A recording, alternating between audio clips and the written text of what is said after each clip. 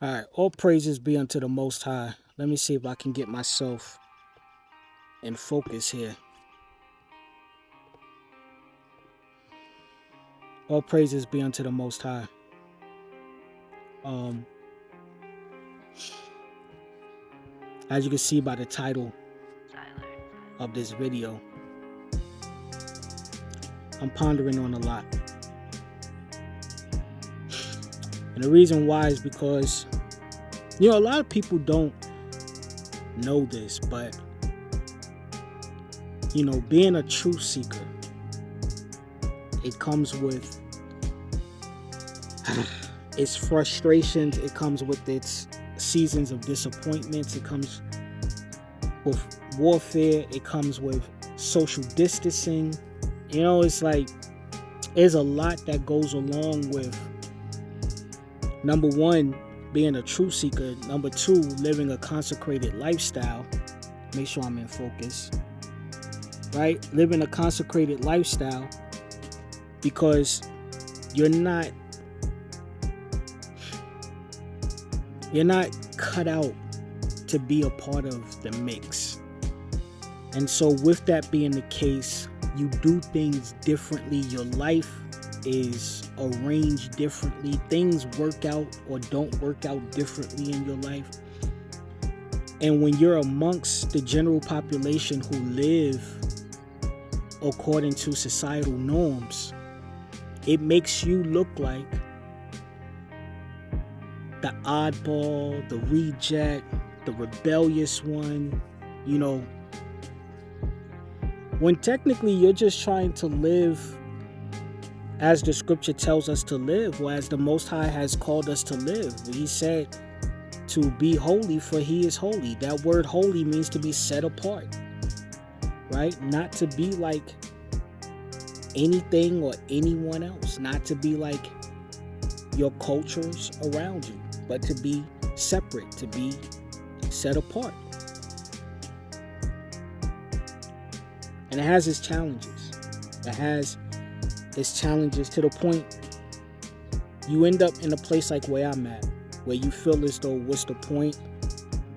You feel like you want to quit, And I mean, that's just being honest. You feel like you want to quit. I'm trying to make sure I'm in focus because I can't really see for some reason if I'm in focus or not. But anyway, you want to quit.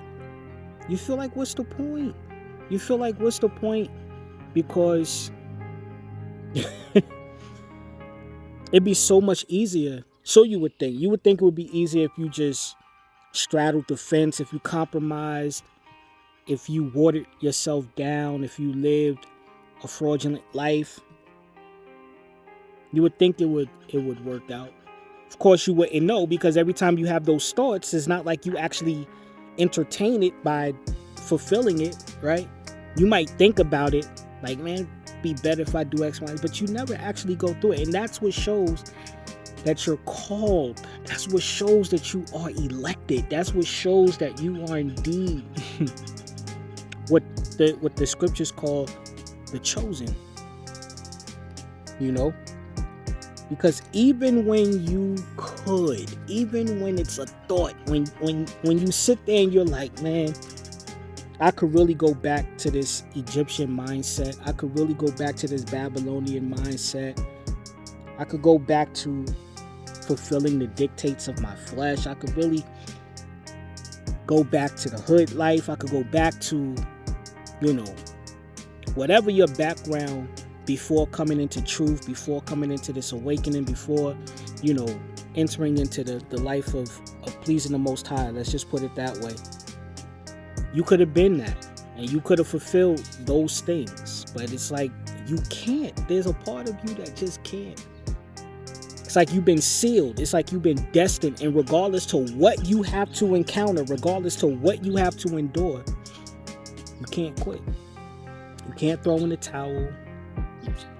As much as you might sit there and you might have your frustrations, you try your hardest not to murmur and complain, because you understand that is also sin. That's also sin. That's also something that the Most High does not, that he does not, smile upon. He doesn't desire that. He wants us to be like no other people. And that can be hard. It can be hard. It can be stressful. It can be discouraging. And I think the thing that discourages those like you and I who are positioning themselves to be different, not because you're trying to be so exclusive and because you're trying to be this, standout person, but more so because you're trying to fulfill a higher mandate. You're trying to fulfill a higher calling. You're trying to live according to a standard that most people don't feel as though is necessary, right? I lost my thought. But I was going to say, it's like because you're living that type of way, it seems as though, it seems as though the powers that be, anti, or the powers that be opposite, contrary to the power that you align to,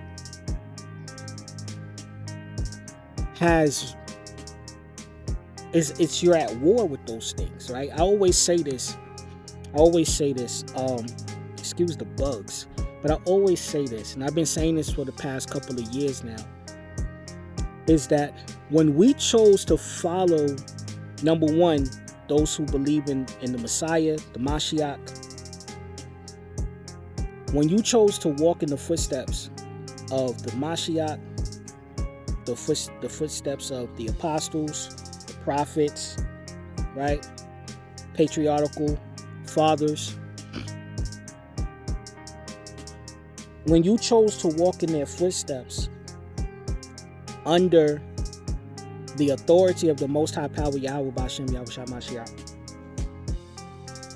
what happens is you adopt adversaries, enemies, because these are the same powers, the same entities that's been at war against him from before time began, right? And so we're just now recognizing that these powers that be, they're trying to fulfill their assignment through other vessels that are willing to submit to their authority, to take on their mindsets, to take on their personalities, to take on their thoughts and all these different things. And we have to be able to understand that and have that discernment and know that that's exactly what's going on, because that's exactly what's going on. I'm really trying to make sure I'm in focus, because sometimes my camera goes in and out. But anyway, we have to know and believe that that's exactly what's going on. We're adopting enemies, adversaries. We have, I don't think people understand that. I don't think people really understand that. And it's a problem, And I think even though we may be seeking after truth and we may be aligning ourselves to the ways of the Most High and seeking to fulfill the righteous requirements that he has set before us, ultimately submitting our way unto him, as Romans 12 tells us, to present our bodies a living sacrifice, right? As we're doing that, I think sometimes we forget. I believe that sometimes we forget that we are going to encounter warfare. I believe sometimes we don't prepare ourselves for those seasons where we may have to suffer a while before we actually see the promises of the Most High be fulfilled, his covenant being established in our lives.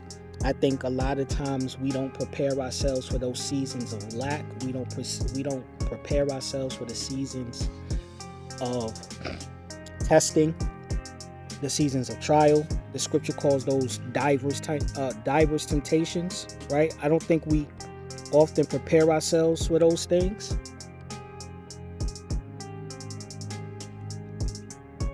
And we need to. We need to prepare ourselves for those things, because if we don't, the frustration becomes a little bit more harder, right? The season becomes a little bit more harder to endure, to be honest. You get what I mean? It becomes a little bit more harder to endure because we are not prepared. We must prepare ourselves. That's why I love Sirach chapter 2. You know, it says, my son, if you come to fear the Most High Power, prepare yourself. Prepare yourself for temptation and constantly endure. You know, and that's why I name not just the YouTube channel, but, you know, the vlogs that I do, I call it Patience to Endure, because endurance requires patience.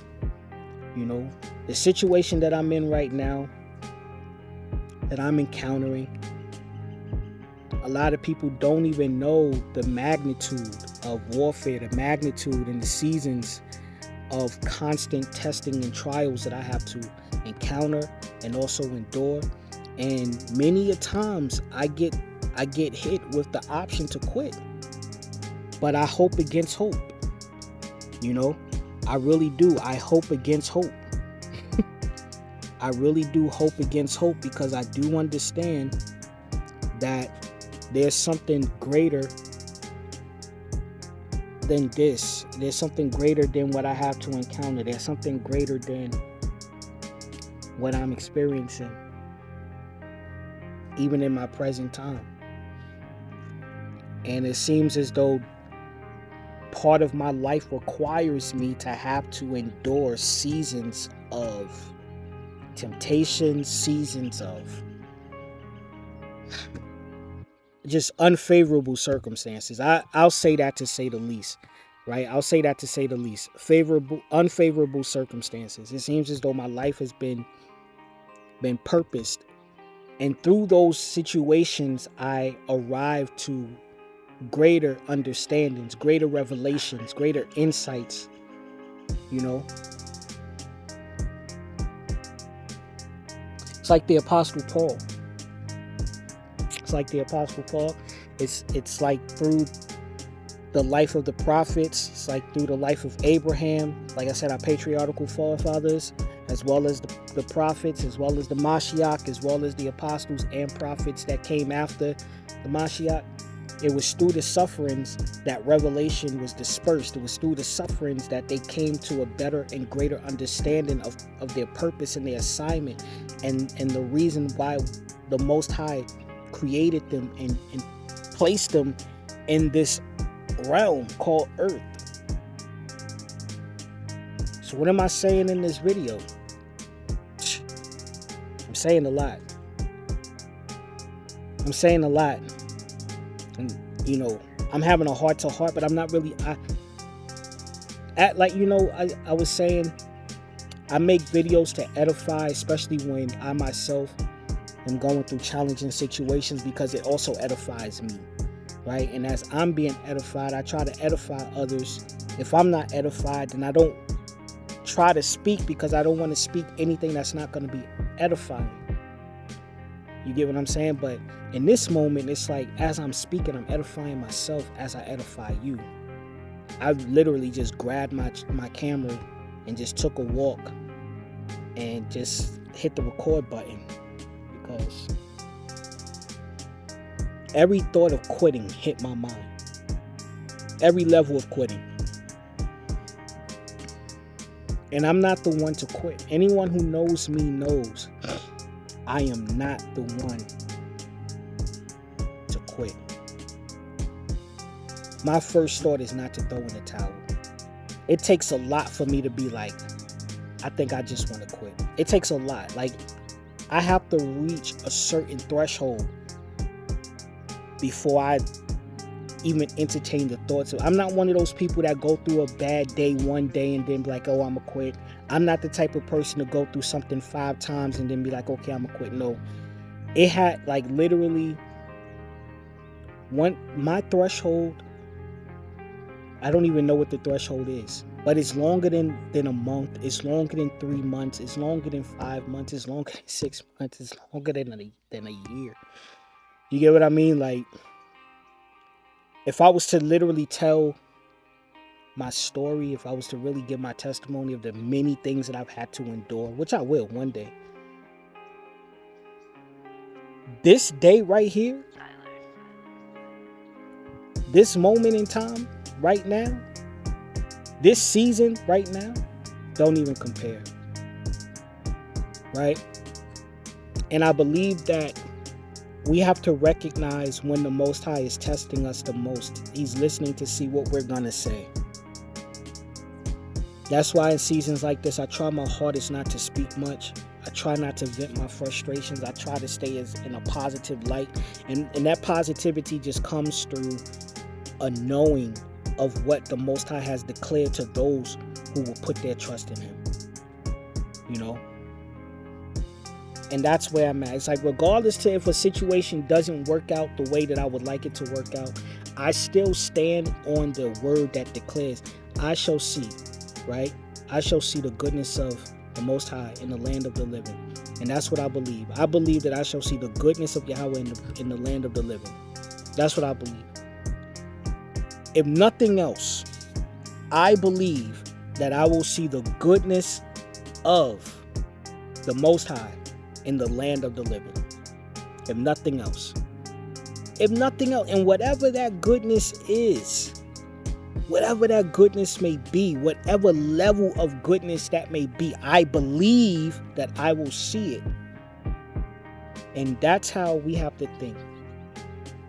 Even in the midst of hardships, even in the midst of chaos, even in the midst of frustration, in the midst of letdowns, disappointments, shameful situations, we have to believe that we will see the goodness of Yahweh, Alahaya, the Most High Power, Almighty Power, in the land of the living.